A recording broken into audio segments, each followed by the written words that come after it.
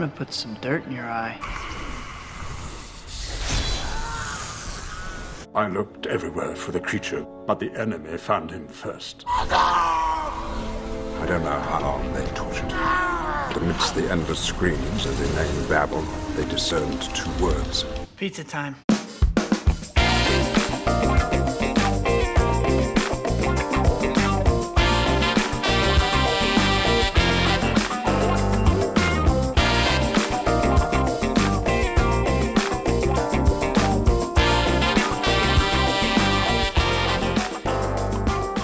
And so pizza time, it was about to be at Drakenhof, human and dwarf pizza time that is, as Uther Lightbringer has been resurrected by the vampires, becoming one himself. Through the resurrection process, Uther not only retained his old abilities, he found it was going to be easier to acquire new ones. As you can see, he's level 1, it's going to be really easy for him to level up, and yeah, he has the same exact stats as Uther before death. And apparently before death, he did have 3 extra attribute points, so we're going to put them into strength, and we're going to invest more points into power strike, and we're going to put a point into shields as well, as we're going to start transitioning towards a melee build. Vampires are going to be really good at melee. There's 3 classes we can choose from, but if we choose the vampire class, every time we cast this spell, we get health back based on our magic control level, which is maxed out right now. And in case we mess up in melee, we can just back off, cast the spell, and we'll get some health back. After being resurrected, Uther must now prove his worth, and the vampires did not give him any money to start with. But in a previous episode, he cleared out a dungeon and found this Hydra blade inside of it, and the vampires gave it back to him as its sell price wasn't very high, so they didn't really think much of it. We did also start with some tools that are going to sell for around 400. We're going to sell those off, and we're going to grab a couple shields. After buying both the shields, we asked Drakenhof's guildmaster if he had any quests, and there's evidently some kind of peasant girl that needs a ransom. She's only worth 210, but we can take the ransom, and that's 210 free gold. As we were heading over to Waldenhof to talk to their guildmaster, we got +1 weapon master for free, which we got one of those events in the previous series, and we have 5 weapon master now, which we should only be able to get to 3 weapon master with 9 agi. But yeah, it's now going to be easier to level up our one-handers, which is nice. We talked to Waldenhof's guildmaster, and he gave us a quest to hunt down these chaos zealots, and this should be fairly doable as I picked up some recruits from nearby villages, and they're zombies, I guess. Those are the really basic vampire troops. We're gonna use them as kind of like a meat wall type of deal, and we're gonna just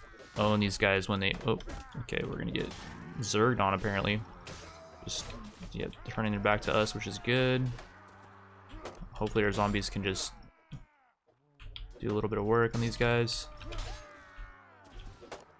And yeah, our sword swings really quickly. It's a 145 speed sword. A speed that's normally pretty quick for a weapon is 100. So yeah, 145 is okay. Just parried that, and then he hits me and then runs. Okay, very nice. And all right, we took out the first group of zealots. We do have some upgrades as well. Let's just upgrade them into ghouls. We got some loot that's really not going to be very valuable. There's also some deserters on our tail, by the way, which is not good. Can we run from them? We can. We could maybe fight these guys. It's 11 dwarf veteran warriors. I'd like to pick up some more troops maybe first before we do engage another battle. And I like to heal up more myself because I'm at pretty low HP. And yeah, we can't cast any spells yet to heal. And it did replenish a bit as we were walking around when we ran into another group of chaos zealots that we need to kill for the quest. And we do only need to kill 5 of them this time. Let's see if we can kill them without taking damage and without, okay, maybe not.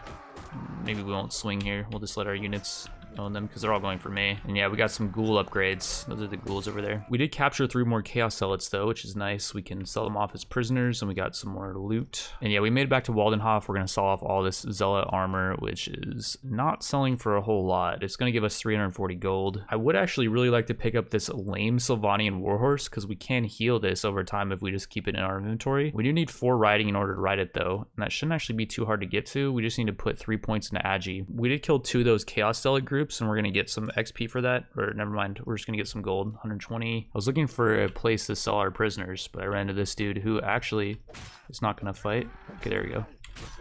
And easy XP, plus we got some gold and a sword. And all right, I went to the other vampire town, could not find a ransom broker, but we can sell all these prisoners to the tavern keeper for a bit less profit. We are still going to get 50 each though, so that's going to bring us up to 783. I did spend quite a bit of money on getting more zombie recruits. We have 41 zombies now, which are costing us a weekly wage of 69 now. That's not bad because they're only tier 1 troops. I was heading over to do the ransom quest to save the kidnapped girl when I ran into this group of undead who do have 4 prisoners, and so we will fight these guys with our now pretty massive zombie army. These things are pretty terrible in terms of their ability to not get killed very easily. Like, yeah, one already died this horseman's charge, but we do outnumber them, and we can just zerg them down. And yeah, here we go. I am having the skeleton archer charge, which that's not what I should be doing, but that's all right. It's not really a very high tier unit anyways, so we're not losing a super good archer. I'm pretty sure he died. And okay, never mind, he survived. I will be more mindful in the future to micro range units like these valets. We just got 2 of them who are archers, a house servant, and a butler. Apparently the butler is the best out of all of them. He's got the highest wages, although he doesn't have a weapon. We did capture a lot of enemies, by the way. I guess the zombies are all using clubs, and that's gonna give us a huge profit because we can sell those guys off as prisoners, and actually we're gonna head back to town to do that. And yeah, we made it back to Waldenhof. We'll sell the horseman for 93, the archer for 50, the ghost for 64, the warriors for 64 for them, and then the 5 zombies for 50 each. And that's actually going to bring us up to 1,572 gold. And was it here where they had the lame warhorse? They have a lame skeleton horse for only 296. Let's buy that. It was either Waldenhof or Drakenhof that they had the horse. They might have replenished their goods though, and they might not have it anymore. Yeah, that does appear to be the case. There is no more lame warhorse here, and the skeleton charger is going to cost 3720. We could just grab a regular skeleton horse though for 740. Let's just do that, and we'll keep this lame one in the inventory. Even though it's much slower because it's lame, it will eventually get healed up and we can give it to a companion. But yeah, so our main character does not have a mount, putting the mount in Mount and Blade, and that's going to improve his combat ability significantly, and it will improve his map speed. Although since we have so many troops, and speaking of troops, by the way, what is going on over here with this 22 prisoner stack undead party? We need to chase these guys down, and if we do, we can recruit all those prisoners to our party. And actually, before we do engage them, we have a bunch of upgrades we can do to our zombies. 26 of them are ready to be upgraded. I'm wondering if we should just turn them all into archers. Let's just try that and let's see how good they are. I think in terms of upgrading troops, it's usually better to try to get really high tier archers because they'll always survive in battles usually if you just keep them back. Whereas melee troops, it's better just to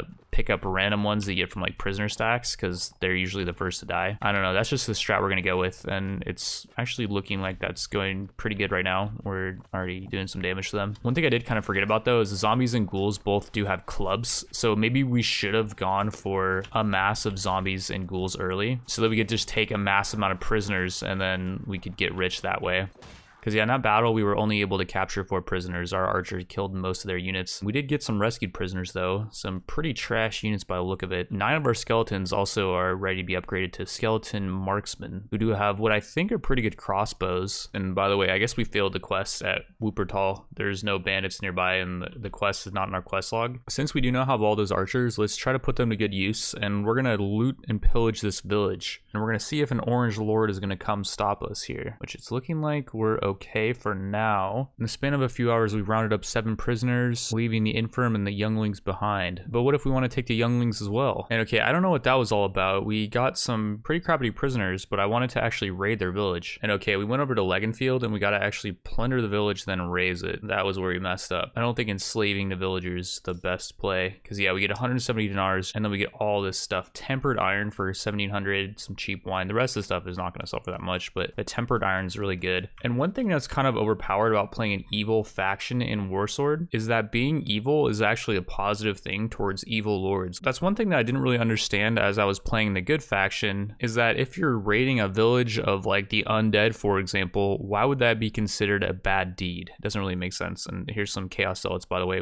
This might be the last group of chaos zealots we need for the quest. Okay, we're not going to take them. There's a massive lord over there, so yeah, they're just going to be able to get away. That's fine. We have so much loot on us. I don't really care about that quest too much. But yeah, that part of the game doesn't really make sense. You would think that you'd be able to do whatever you want to the evil factions. You could do the most horrible things to their villagers and people shouldn't care because they're evil. I don't know, that's just my 2 cents. Moving forward though, this definitely will be easier because we can do a lot of raiding and we get tons of money by doing raiding. We could get caught for sure, and then we'd have to fight, and like if we got caught by a lord like the one we just ran into with 160 troops, we'd be pretty screwed. So we'll just have to keep that in mind. But yeah, just from selling that loot, we got 5.2k, which might be enough to buy some armor. I would really like to get some semi-decent armor early game for this dude. This valet outfit actually is pretty good. It doesn't weigh much, so it's not going to hinder our spellcasting ability. I guess our encumbrance cannot be greater than 23, or we have a chance to fail our spell when we do cast. And like right now, actually, we're almost at 23. We are using 2 shields though, which is weighing us down a little bit. So we could drop a shield and then put on like, well, not this helmet actually, it's too heavy. That would put us at 23.5. It says over 23, so maybe we could go 23.5. We should should probably limit test that and pick up maybe like this vampire helm for 2600. It's a really good helmet. We do look a little bit goofy there, but that is going to give us the best bang for our buck here. And okay, we're back to raiding. There was what looked like the entire elven army chasing a caravan over there. I'm not sure if we're even at war with them. And okay, yeah, raid worked.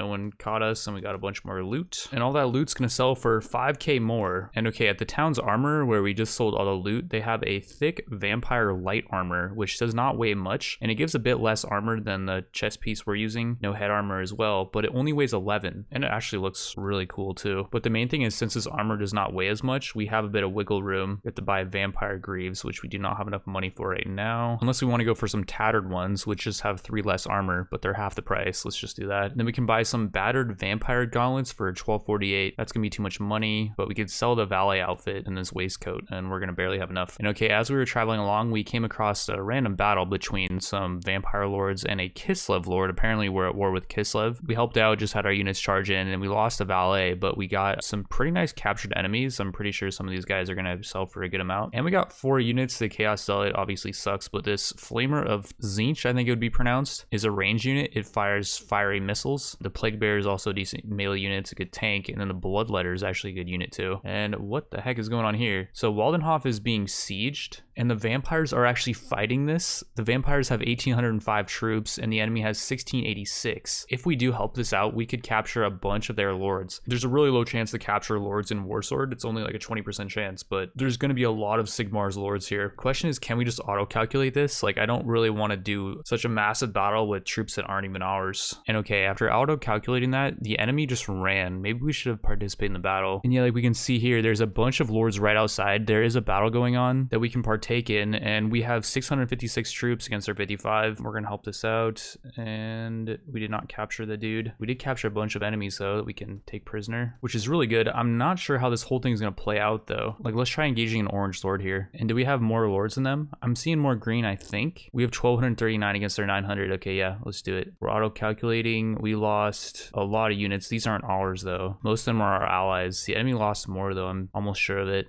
We're just gonna continue till the thing's done. Your men fight bravely and defeat the enemy after a bunch of auto calculations. 2 lords got away, 3 lords, 4, 5, and we captured this guy. This lord got away. We captured another one. This lord got away. Another one got away. Another one got away. Holy cow, that was a big battle. And look at all these prisoners. Okay, first of all, let's just take as many rescued prisoners as we can, because the more units that we have, the more prisoners we can take. And we got a lot of good units here actually. Like this Black Knight's good. And okay, now we gotta see like what are the crappier units that we want to drop. I don't know if the Wolfkin or the Wolf Brothers are good. I really don't know. There's so many units to choose from. Like the Knights of the Blazing Sun I think are good. I know the Reiksguard Knights are good. We're gonna go back to Drakenhof though, where there was a ransom broker. And I'm actually curious as to like how much these guys are gonna sell for. 322 for this Kremguard, 192 for the Winged Hussar. That's not a good unit. The Rhoda Masters 322. Duelist of Ulrich. Oh, that thing's only 140. Warrior Priest of Ulrich though, 816. I was right on that one. We can't sell these 2 lords, at least not to this guy. The Imperial Engineer, yeah, 504 for that guy. Knight of the White Wolf 500. Empire Ogre 800 for that guy. Imperial Horsemaster 322, and the Tudojin Guard only 322. So I was right on a few of those. I don't know enough about this mod to like know all the units, but yeah, overall that was a pretty massive profit. And yeah, Waldenhof, we're gonna buy all the healing potions that this guy has. The rest of these potions just aren't that good because you can't change which potion you're using while you're doing a dungeon, at least not to my knowledge. So yeah, we're just gonna buy the healing potions. That's it. I found if you buy too many potions, they just end up taking inventory space anyways. And yeah, we're gonna hire this mercenary necromancer. And what the heck is this thing at the tavern? We got Beorg here. He does cost 8,000 gold though, and we're halfway there. We're gonna head over to one of these villages and raid it. And we were successful. We got some well-made dyes and some other good stuff, and I think this should definitely be enough. And now the magic moment, is that gonna be enough to get Beorg? And is he still here, by the way? Oh, and they'd have no more room. We're gonna have to sell the rest of this armor, but yeah, that's gonna be enough. I accidentally went to Drakenhof, not Waldenhof. We're gonna try to blitz back to Waldenhof and see if Beorg's gonna stay there. And he did stay here. Okay, cool. And now the magic moment, is Beorg any good? He only has a weekly wage of 68, which is not that much. As for his skills, he has 95 health, which is pretty good. He has a lot of one-hander, 356. That's decent. He does have 6 in looting, which is gonna be really helpful. That's gonna increase our party loot by 60%, because I don't think we have anyone that can do looting. We don't have any companions actually yet. So yeah, it's gonna give us way more loot. That might help raiding villages too. We can test it. But yeah, the dude has 40 strength. And here's here's his chest piece, Beorg's body. That does not look like the most amazing chest piece. I wonder if we can upgrade that later. He looks like a giant. Like, we can't give him this vampire chest piece, but like, you can see by the looks of his head, I think he definitely is a giant. Can we give him like a sword and a shield? Yeah, we can, I think. He does have a lot of leg armor though, I will say. Like, he's got 50 leg armor with his feet and his body, and then his claws actually don't have that much armor. Oh, and then I just noticed as I was slaughtering some of the cattle that we were dragging along, he does have this bear claw attack, which doesn't seem super amazing. Like, he does 40 swing damage compared to like a sword's 28. I mean, I guess it's more damage, but it's not that quick and its reach is really small. It also does thrusting damage sometimes too for 20 piercing. I could be okay. I don't know. We'll let him try it out. It's gonna be better than a sword for now until we can get him like a legendary weapon. And all right, we were heading back to Orange to do another raid, and we picked off a patrol and got a free Hell Knight, which is a really good unit. And we didn't even have to really fight that. These lords helped us. We're now gonna do another raid, and mainly we're trying to farm enough money so we can get all the spells, and then we might just do a dungeon. And oh yeah, we got some fine velvet for 2k almost. That was a really profitable raid. That might be enough actually. We might not have to do any more raiding. Beorg actually likes the fact that we raided. Next time we leave no one alive, not even the children, he says. Dude is freaking ruthless. But yeah, we're just gonna start selling all that stuff. We're already at 6k for that. Like, this is such a profitable raid. 8k, 8.3, and we're now at 11k gold. The question is, can we buy every single spell? No, definitely not. We can buy most of them though. The only thing we can't buy is this kind of blink effect, which costs so much mana. I don't feel like it's gonna be worth to use that. And then Curse of Years, which is a AoE. So with our new magic abilities, our Bear Companion, and a couple other decent units, we can head into this dungeon, and we'll be doing that in the next episode. Thank you all for watching, and I will see you then.